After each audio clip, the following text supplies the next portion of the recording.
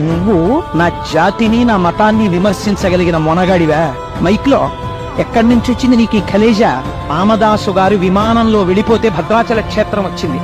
రమణ మహర్షి ఆత్మజ్యోతి కొన్ని వేల మంది చూస్తుండగా అరుణాచల శిఖరాల్లో కలిసిపోతే అరుణాచల వైభవం కనపడింది.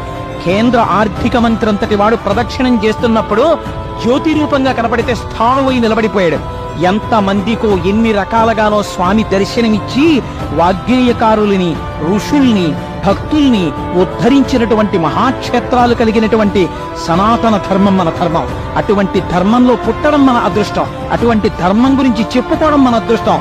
వాటి గురించి ఎవరో విమర్శలు చేస్తే మనం వినడం అంతకన్నా అసహ్యకరమైన విషయం దేశంలో ఇంకోట్లేదు. మనం దాన్ని ఖండించాలి. పైకట్టుకుని వెర్రికేకలేసే వాళ్ళకి ఈ జాతి వైభవం ఎక్కడి నుంచి తెలుస్తుంది?